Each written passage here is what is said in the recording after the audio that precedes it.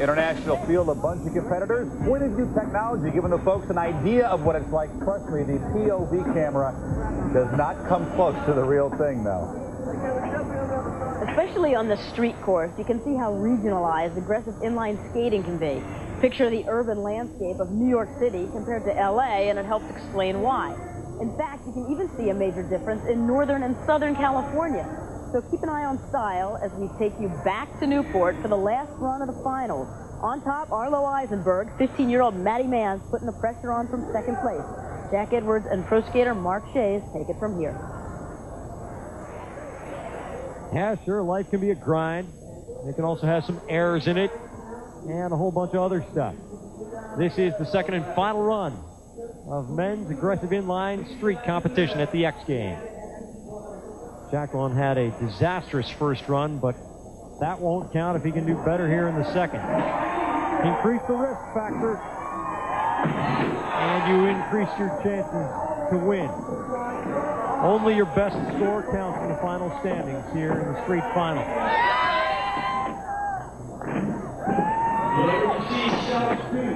Jacqueline is on this time.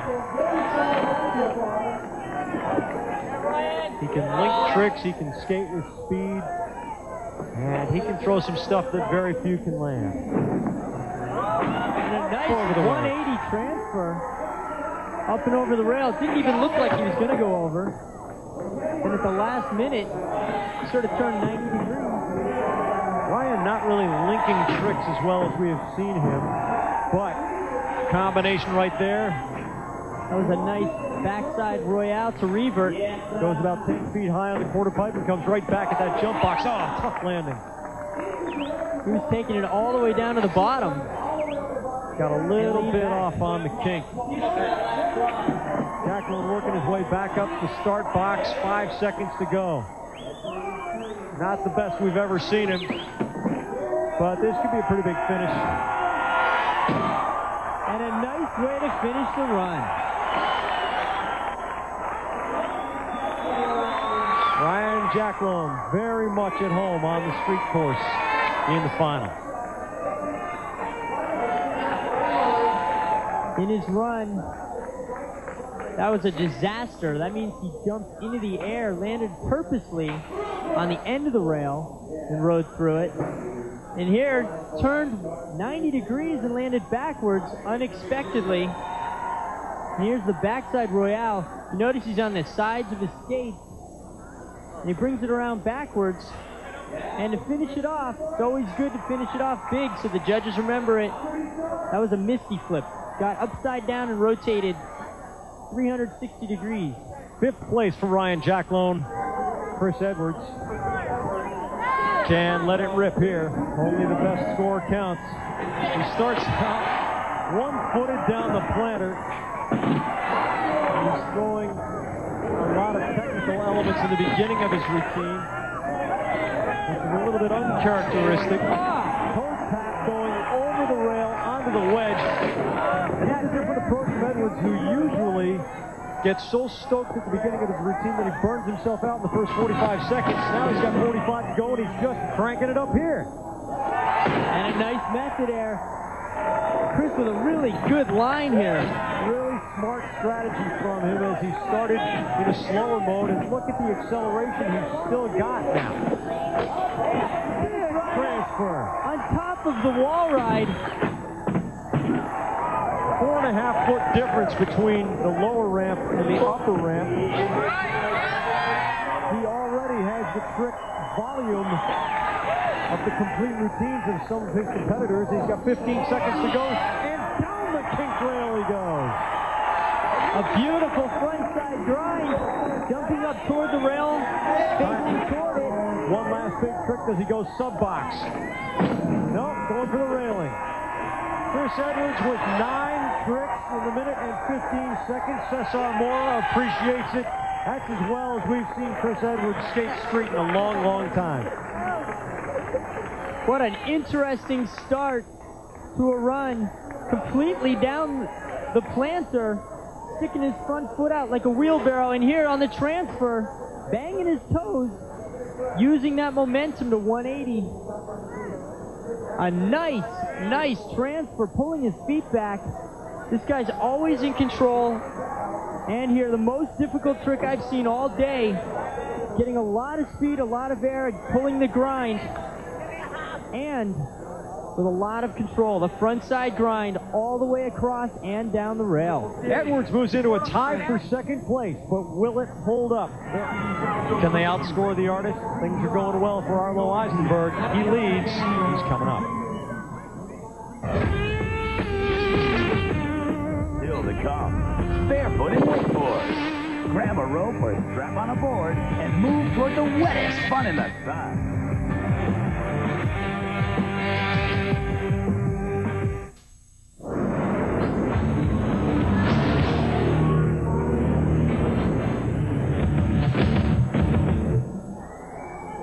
Who is the man to beat on the street?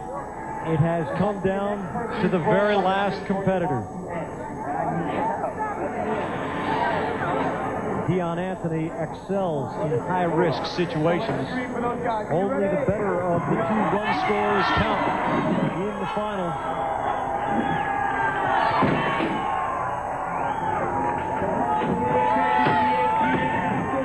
And Dion coming across with a lot of speed. He's going for the transfer. Beautiful transfer. He went all the way up the wall ride and landed in a Royale grind. Like that one on the spine. Linking multiple difficult tricks into one. Jumps off before the kink and carries the vertical down that ramp. Anthony with a lot of speed, a lot of variation. He's got 30 seconds to go, and the crowd is on fire here.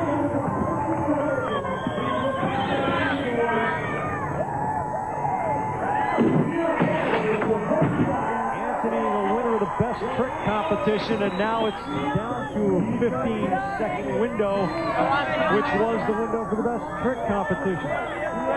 If he's got one big one left, it might be enough to win. No! Got hung up on the planter, and Dion Anthony takes his fill. Now the judges decide just how good that run was.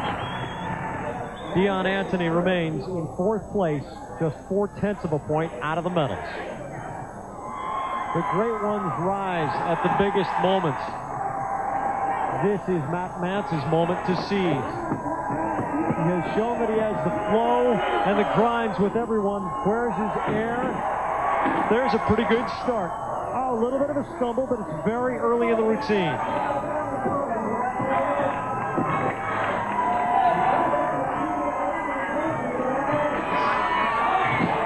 Going big over the pyramid, maybe a little bit overamped. You can see he wants it so much, Mark. Maybe too much. Matty said he's sometimes his own worst enemy. He self-destructs. And he falls. Landed on the flat. Nice 540 though. The excitement may have gotten the best of Matt Mantz. He is assured of a medal. Only the better of the two scores counts in the final standings. Looking right at the judges there. He's up on the hip. Time is going away. This is not a better effort than his first run for all appearances so far. And that pretty well solidifies that. Matt Mantz, an adrenaline-filled run around the course. He will be back.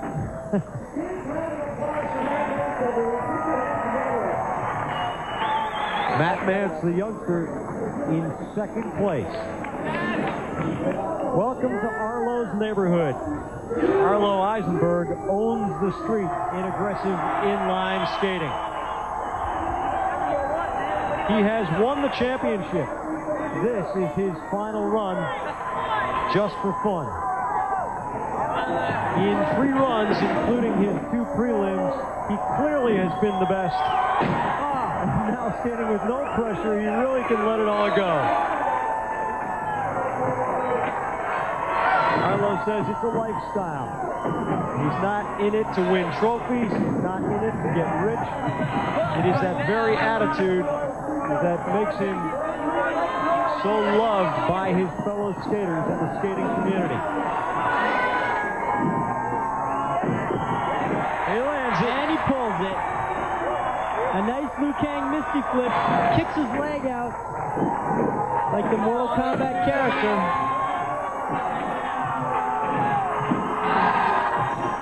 Before the X Games began in 1995, Arlo Eisenberg, far and away, was the most unusual and probably best known personality.